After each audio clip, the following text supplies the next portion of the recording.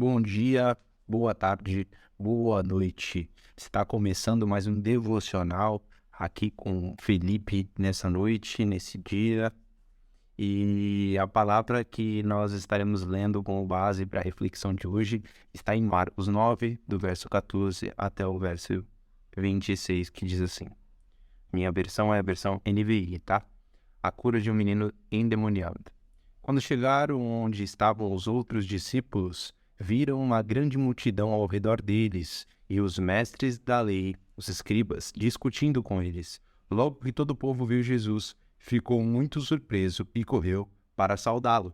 Perguntou Jesus: O que vocês estão discutindo? O homem, no meio da multidão, respondeu: Mestre, eu te trouxe o meu filho, que está com um espírito que o impede de falar. Onde quer que o apanhem, joga-o no chão. Ele espuma pela boca, range os dentes e fica rígido. Pedi aos seus discípulos que expulsassem o espírito, mas eles não conseguiram. Respondeu Jesus: Ó geração incrédula, até quando estarei com vocês? Até quando terei que suportá-los? Tragam-me o menino. Então, aqui no verso 20 diz assim: Eles o trouxeram. Quando o espírito viu Jesus, imediatamente causou uma convulsão no menino. Este caiu no chão e começou a rolar, espumando pela boca. Jesus perguntou ao pai do menino: Há quanto tempo ele está assim? Desde a infância, respondeu ele. Muitas vezes esse espírito o tem lançado no fogo e na água para matá-lo. Mas, se podes fazer alguma coisa, tem compaixão de nós e ajuda-nos. 23. Se podes, disse Jesus, tudo é possível àquele que crê. Imediatamente o pai do menino exclamou: Crio, ajuda-me a vencer a minha incredulidade. Meus irmãos, eu estava nessa manhã de sábado, com o meu amigo Matheus, nós estávamos conversando algumas coisas e logo ao voltar para casa eu coloquei uma pregação, na verdade, no YouTube e a base da pregação foi esse versículo, né? E eu achei muito interessante, o pastor que estava pregando era o pastor Gesiel Gomes, um homem muito inteligente, muito usado por Deus, um pastor pentecostal. E ele falou algumas coisas que eu queria que você refletisse junto comigo. A primeira coisa que me chamou a atenção foi que esse homem ele tinha uma necessidade. E aparentemente, por conta de todo o contexto que a gente leu aqui no texto, essa necessidade não era uma necessidade pequena. Era uma necessidade grande, era um problema grande. Era algo talvez até que, principalmente, né, para aquela época, e não só para aquela época, para os dias de hoje, era algo até impossível. Um menino que sofria muito, há muito tempo, desde quando nasceu, e que estava constantemente sendo atacado por esse espírito que o fazia estribuchar, né, espumar a boca e tal. E a primeira coisa que o texto nos mostra é que quando chegaram onde estavam os outros discípulos, no verso 14, viram uma grande multidão ao redor deles e o mestre da lei discutindo com eles. Então, esse homem estava no meio de uma multidão, próximo aos escribas e também próximo aos discípulos que estavam naquele lugar, né? E aí, uma coisa que o pregador, né, o pastor Gesiel Gomes disse, o que nós precisamos santificar os nossos ouvidos, né? Os nossos sensos, os nossos sentidos naturais. Por que eu digo isso? Porque a multidão, ela sempre se junta para falar um monte de besteira, se você perceber na sua vida. Às vezes você tem um problema e as pessoas estão falando, isso não vai dar em nada, mas isso não tem como dar certo, isso não tem solução. E a gente precisa tomar muito cuidado com a multidão que está ao nosso redor, né? Naquele momento, esse homem estava com seu filho, e ele estava no meio da multidão e a Bíblia não deixa claro que a multidão falava, mas com certeza devia ter algum burburinho, né? Digamos assim, algum papo cruzado de, mas esse menino é endemoniado. Infelizmente, às vezes a gente não consegue ver o milagre se aproximando da nossa vida por conta da multidão, por conta das coisas que a gente ouve das pessoas que não estão com a mesma fé que a gente. Então, a primeira coisa que eu queria dizer para você é tome cuidado com aquilo que você tem ouvido das pessoas. A segunda coisa que o pregador deixou bem exposto aqui, que eu achei muito legal, foi o ponto dos escribas. Os escribas eram as pessoas que copiavam a lei, né? Copiavam, digamos assim, a Bíblia, o livro sagrado. E eles sabiam, talvez, de cor, não necessariamente toda a Bíblia, mas grande parte dos textos e o principal daquilo que a palavra dizia. E com certeza, assim como a multidão, aqueles escribas, eles estavam falando algumas coisas, né? Tanto que a palavra diz que ao redor deles, os mestres da lei, né? Os escribas discutiam com eles. Então, você imagina, você tem às vezes a multidão contra você. E às vezes você tem as pessoas que até talvez entendam de lei, saibam de cor a lei, né, a palavra de Deus, mas às vezes elas estão incrédulas.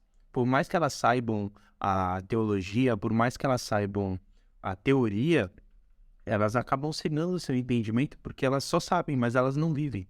Essa palavra ela não gera transformação na vida delas. E às vezes a gente, por achar que essas pessoas têm muito conhecimento da palavra, por elas estarem frias, a gente acaba se esfriando também.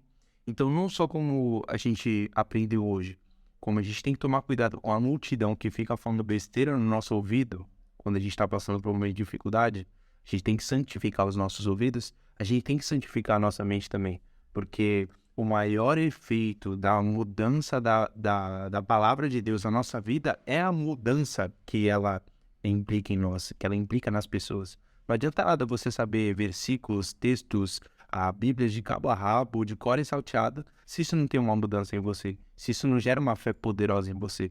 Então, não só tome cuidado com aquilo que você tem ouvido da multidão, mas também tome cuidado com aquilo que você tem ouvido até das pessoas que talvez conheçam um pouco mais de Bíblia que você, mas que não estão enxergando aquilo que você, em fé, está enxergando.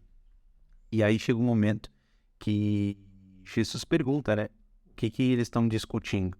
E aí o homem diz, Jesus, meu filho tem essa situação.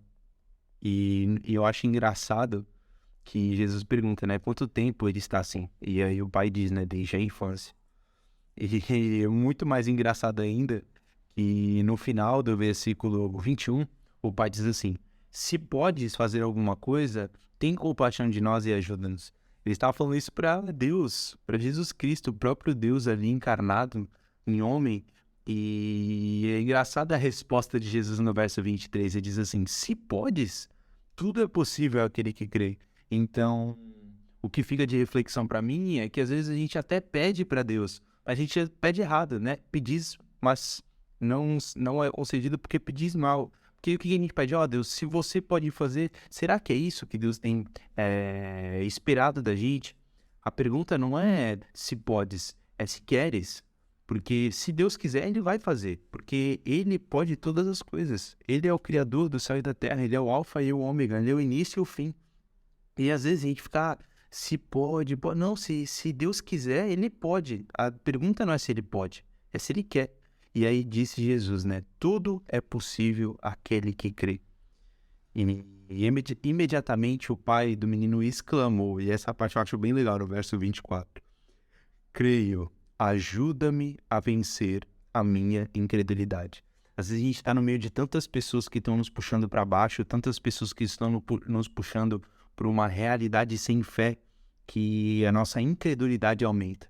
E aí quando a gente pergunta para Deus, né, fala, Deus, me ajuda, faz alguma coisa, eu preciso do teu milagre. Aí vem essa pergunta, né, será que a gente está crendo de verdade? Porque diz aqui o versículo, tudo é possível àquele que crê. E aí a pergunta é, qual o que você tem respondido para Deus, né? Independente da situação que você está, não existe impossível para Deus. Para nós existe, mas para Deus não. E aí, será que assim como aquele homem, nós não estamos lutando, na verdade, não para acreditar, mas para que nós possamos vencer a nossa incredulidade? Não é por falta de crer em Deus, mas por falta de ter deixado a nossa incredulidade aumentar. Então, que você possa refletir nesse dia, você possa ver as pessoas que estão à sua volta, você possa parar de ouvir a multidão que só te coloca para baixo. Às vezes parar de ouvir pessoas que talvez até entendam um pouco mais sobre a palavra propriamente dito, mas que não tem feito nenhuma mudança na vida dessas pessoas. Porque a própria palavra diz que conhecereis a árvore pelo seu fruto. Não adianta você só saber da palavra, você tem que viver a palavra, você tem que ser um testemunho da palavra. A sua própria vida tem que falar, tem que gritar sobre a palavra. E o que acontecia com os escribas era isso, eles só sabiam, mas não viviam. E aí, quando você tiver um encontro com Deus, você possa ter a fé plena, ter a sua fé bem firmada em Deus, porque a palavra diz que tudo é possível àquele que crê. Isso não é uma mensagem de encorajamento para você pedir tudo o que você quiser. É uma mensagem de encorajamento para que você largue a incredulidade. Para assim como esse homem diz, eu creio, ajuda-me a vencer a minha incredulidade. Que Deus possa achar um coração sincero e nesse coração sincero ele possa curar o seu coração da incredulidade, da sua incredulidade. Amém? Vocês tenham um ótimo dia, uma ótima semana, que Deus abençoe e nunca se esqueça. Quer comais, quer bebais ou façais qualquer outra coisa, fazei tudo para a glória de Deus.